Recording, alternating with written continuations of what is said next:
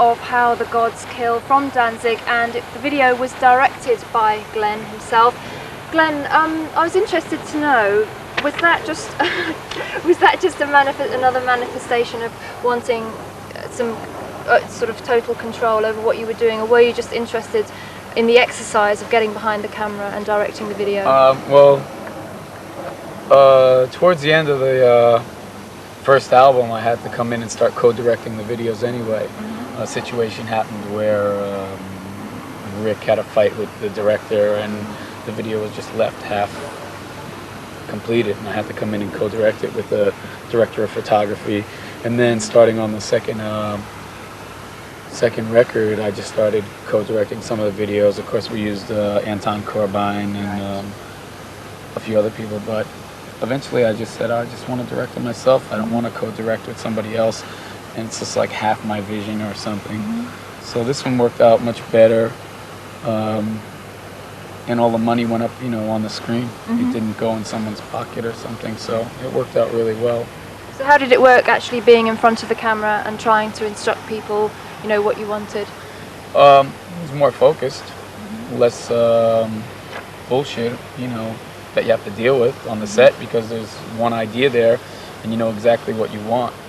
So you just, and then when I just have to be in frame, I just walk into it. I know how the camera's set up, I know how everything's got to be, so it's actually a lot easier. Sometimes you get a director and he just puts you in front of the camera and he doesn't tell you what to do or what is going on. He just says, just stand there and sing, or move your arms or something. Like, what do you mean, move my arms? Sometimes it's much easier doing it yourself, because then I can also tell the guys in the band the same thing. In this scene, I want you to do this, I want you to do that. And to me, that's what a director should do. Yeah.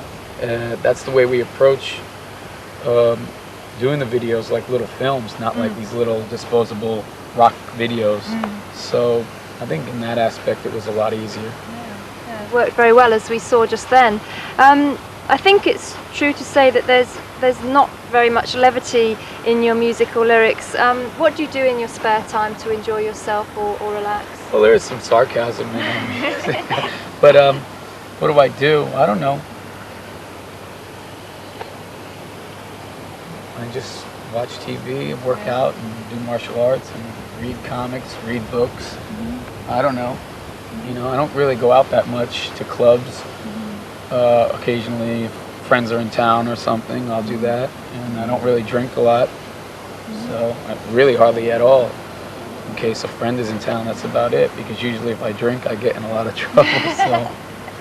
So your private persona isn't very much different from the public persona we're seeing here? No, and there is basically, I hear a lot about this persona and this and that. It's just basically us when we're on stage. What you see is what you get. We're not, we don't take these clothes off and then put on like a suit and tie or something, or wear like yuppie clothes or something. This is us. This is it, And exactly the way I'm on stage is exactly the way I am on the street,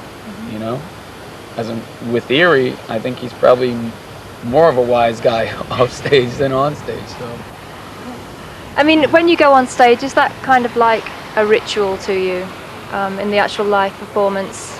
You don't communicate with the audience very much, but is it like a very sort of focused thing? I think they know what's going on. Oh, they do. I don't think they need more people telling them about this or that, or telling them what to do, or occasionally if I want to introduce a song or if I want to talk to them, I will.